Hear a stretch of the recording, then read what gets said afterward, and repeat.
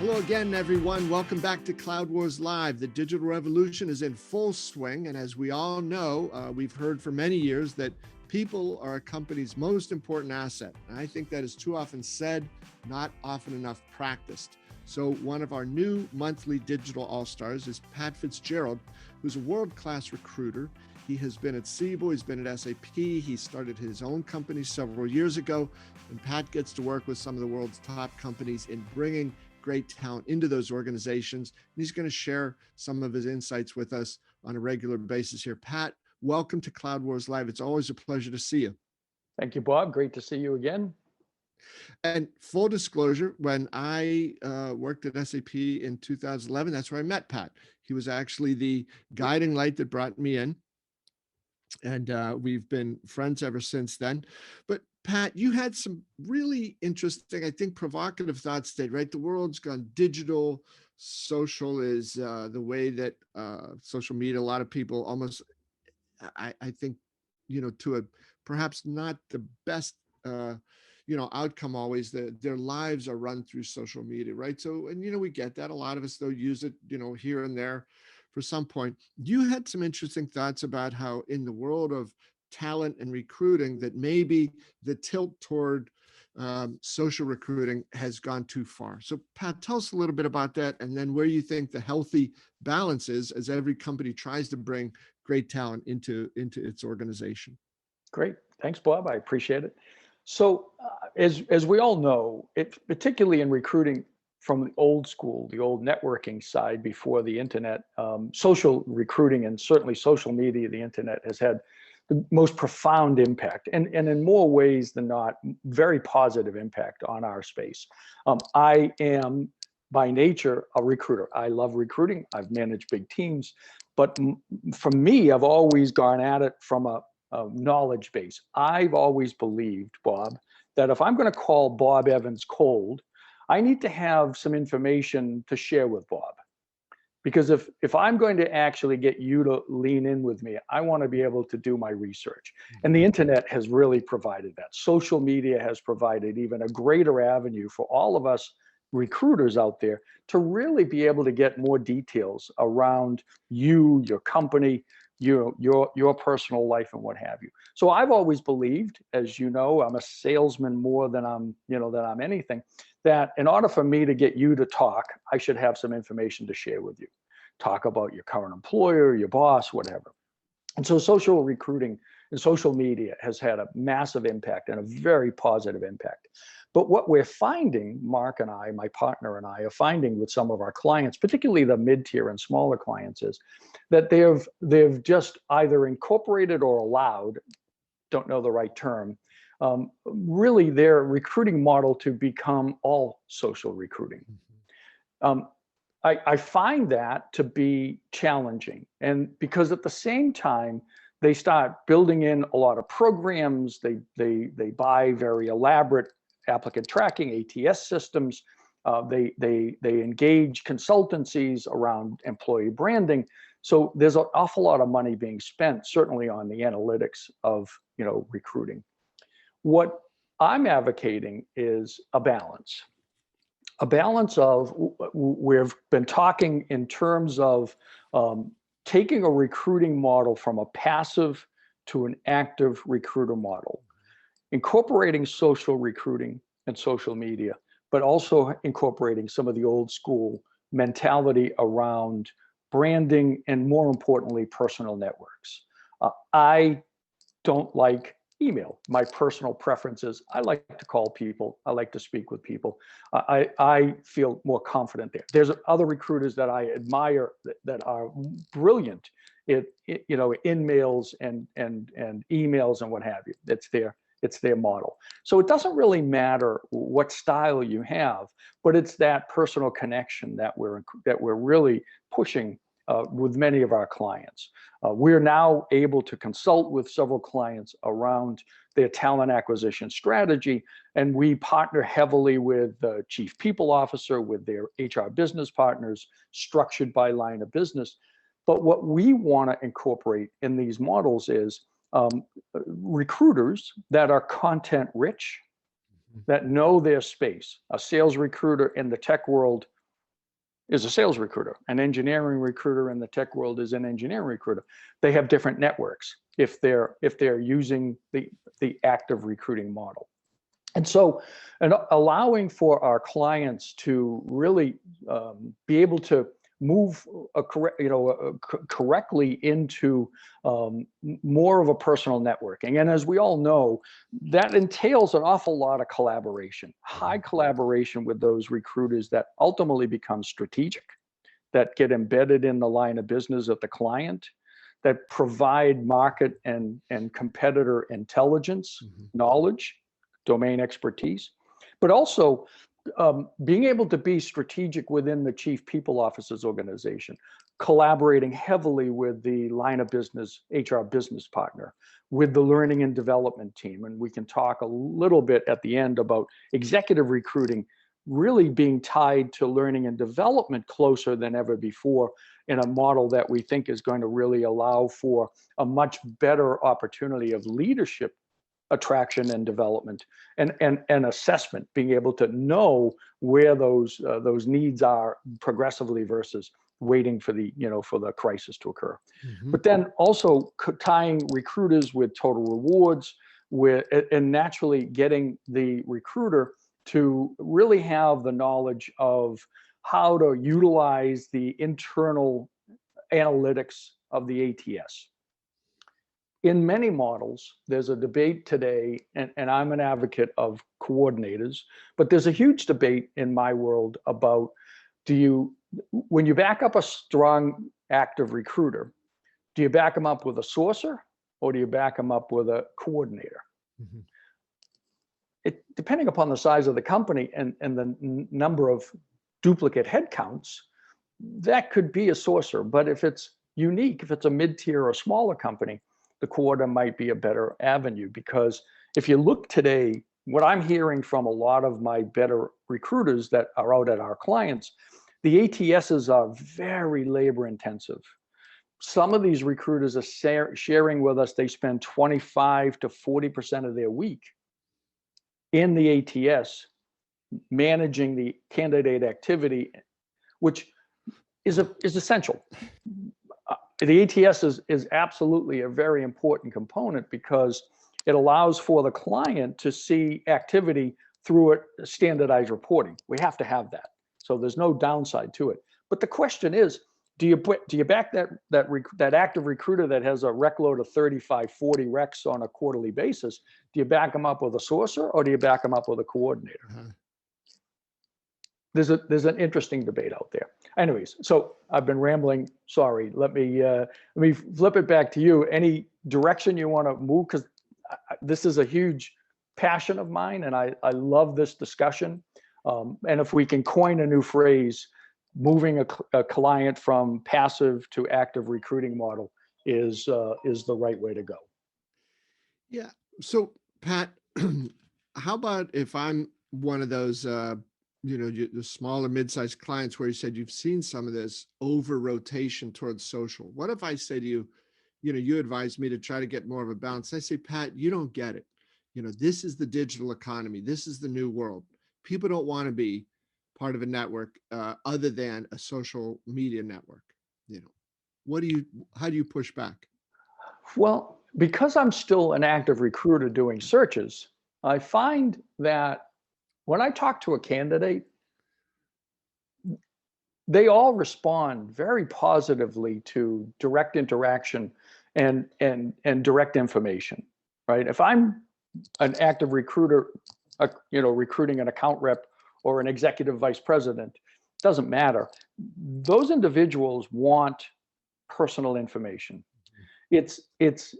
So what we're suggesting is you look at a good recruiter today, and unfortunately in a social recruiting model, they're really tactical. You're not assessing or developing that individual recruiter's EQ or IQ like you would a business partner or a total rewards leader or a line of business executive. That's, to me, a mistake. The mistake here is taking that recruiter and enabling them with huge information, embedding them in the client's management team so that recruiter knows the manager's style, culture, clock speed, scale, so that that recruiter can do two things. One, do a better assessment of the candidates and make sure that that hiring manager sees only the right qualified candidates. But two, is giving those candidates a much more personal touch and giving them a lot more information than they get through the passive social recruiting checklist, right? You've seen it, right? Yeah. We all have heard that if you want to apply for a job, you got to fill out this data online. It doesn't give you any of the personal information, the characteristics of the company. It just gives you the tactical job description. Yeah. So I feel strongly that that interaction, and then we can talk about how that leads to a better relationship with the candidates, so that you can actually say to that candidate, as much as you're talented, you're the wrong person for this job. And I believe strongly, Bob, and this is me, and I know there's a lot of my peers out there that also believe this, by treating that candidate with respect and giving them information, they walk away feeling as though they've been treated fairly and properly. They walk away with a much more educated reason why they have or have not been put forward.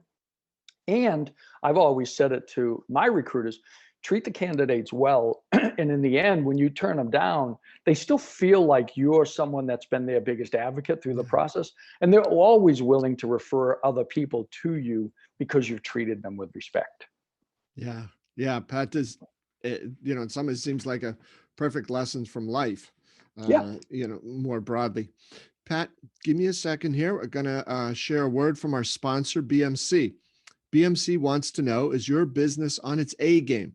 That's when systems are intelligent by learning from markets, where automation is paramount yet effortless, and when technology and people work as one in an enterprise.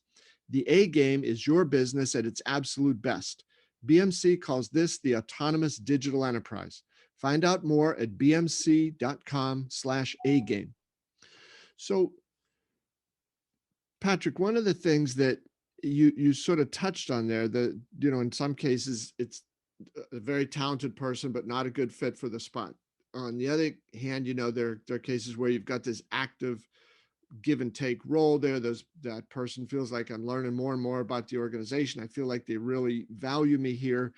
And it's a mix of the social and personal, as you've described it. Then they get into the company. I think, right, they're going to come in with a better feeling about that company. And you've talked some about this, important about sort of an organic employee branding versus sort of a program that says, here, let's pour this in, and everybody's going to love it.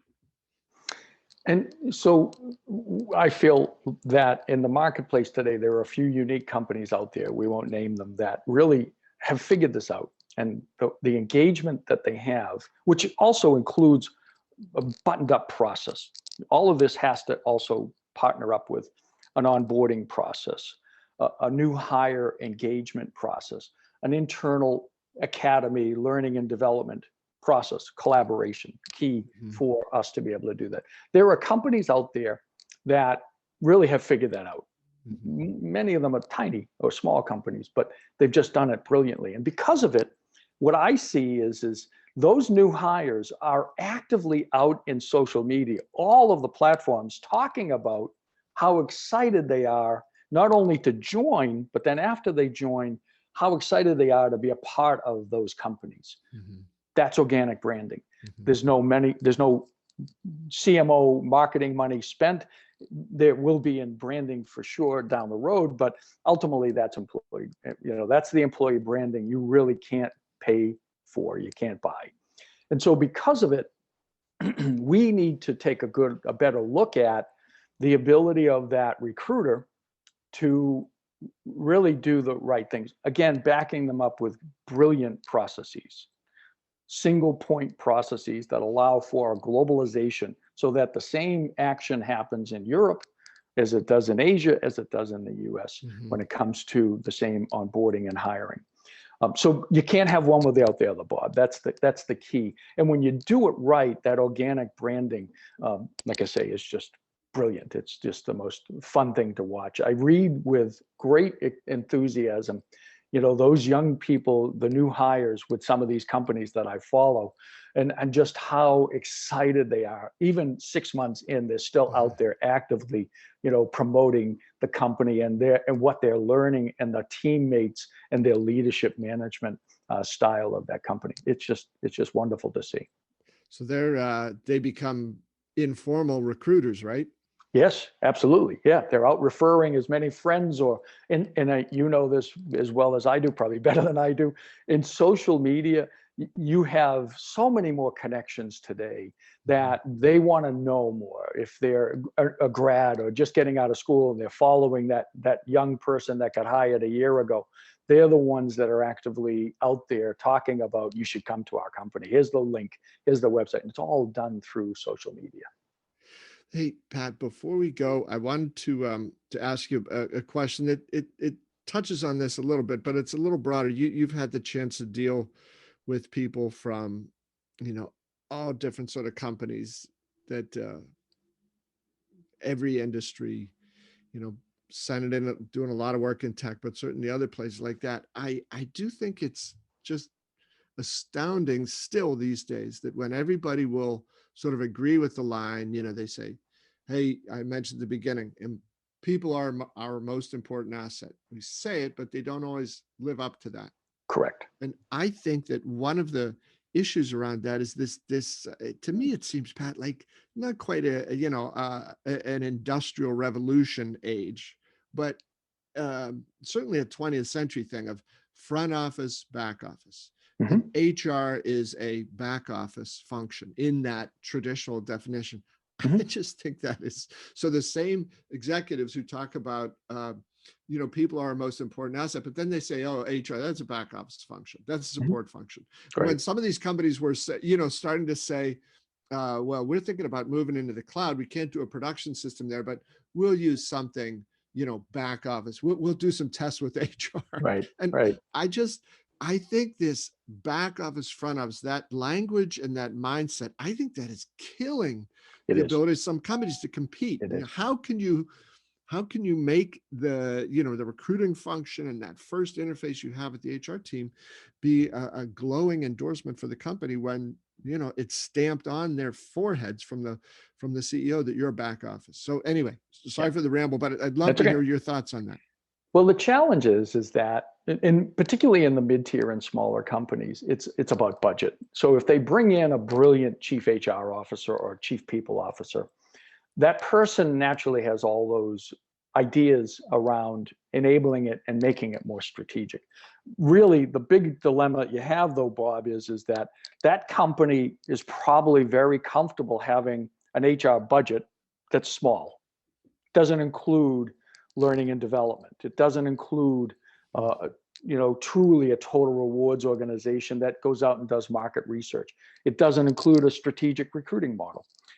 And so in order to get to that next level, there's where that, your words need to be backed up with your actions. Yeah. If you believe, like friends of ours who are CEOs that we have great respect for, that when they say, my biggest asset is my people, there are people that you and I have worked with that know very well how to make that happen by putting the right budget into it.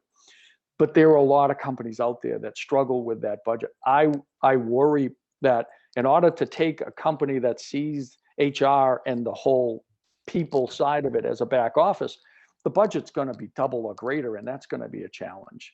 Yeah. But the result will be much more efficiency, much more revenue per desk, per employee, a bigger, a better engagement model.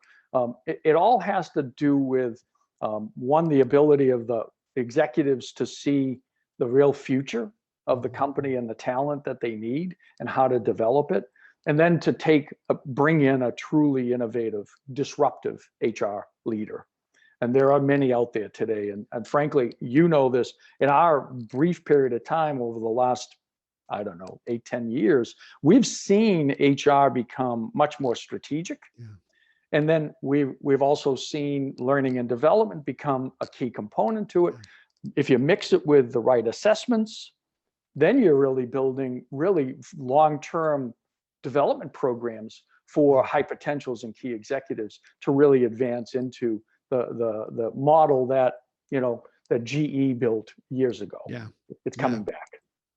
Yeah, Pat, every time I I hear that, or that somebody these days would talk about manufacturing or procurement or finances backups, I just don't get it anymore. But it seems to me that people who have that mindset should be forced to wear a t-shirt that says, the beatings will continue until morale improves. Right? It's just that's what you think, huh? Exactly. Yeah, that's true. It's But very, very true. and Pat, you said it a minute ago, right? If you are not able to back up your words with actions, people will see that very quickly, and Yeah. that's not going to be a good impression for your organization, and they're not going to Well, stay long. we talked earlier about organic branding. That's organic destruction. Yes. There's no other way to say it. Yeah. The good and the bad reality of our world that we're in today, the social media world, is that, and we know this, unfortunately, the old adage of 80-20 still prevails even in social media, right? 2 people tell you good things, 8 people tell you bad things. Yeah. And so if you're a company that frankly challenge or struggles with really enabling your talent to achieve, it's going to get out there and it's going to hurt you much faster than it ever did before, for sure. Yeah. Yeah. Well, Patrick, thank you. It's I think, one of the reasons I think it's so important that you're on here to share some of your insights is, this is that war for talent is not letting up, right? It's getting more intense all the time. And the range of things, not just salespeople and product builders, but now the whole thing with developers and on things like that. And then to find the executives who have that wide range view and are able to adapt to the incredible changes taking place in the world. So it's such a dynamic field, Pat. And thanks for being on and sharing, some strategic insights with everybody. And please, Pat, tell folks where they could get in touch with you or learn more about what you and your company do. Thank you, Bob. I appreciate it. And I wholeheartedly agree. And I've found, as I talk to my peers and my contemporaries in the marketplace, there are a lot of very passionate talent leaders out there that want to be at the right company and under the right disruption when it comes to the whole HR model. We are a company called CareerAv. CareerAv.com is our website. My partner and I, Mark Hatfield, do executive recruiting, contingent recruiting. We do RPO, but we also do strategic consulting for talent acquisition for mid-tier and larger companies. We're very excited to be able to engage and partner with some of the most exciting companies in the marketplace, and would gladly love to be able to engage with others that might want to reach out to us through the website and find out what we can do to help. Perfect, Pat. Thanks so much, Pat. Great to see you, and look forward to seeing you next month. Thank you, Bob. Appreciate the invite. As always, really appreciate your guidance through this process also. Of course. And to all of you, thanks for being with us here at Cloud Wars Live. We'll see you again soon. Be careful out there. The digital revolution is rolling along fast, so keep moving quickly. See ya.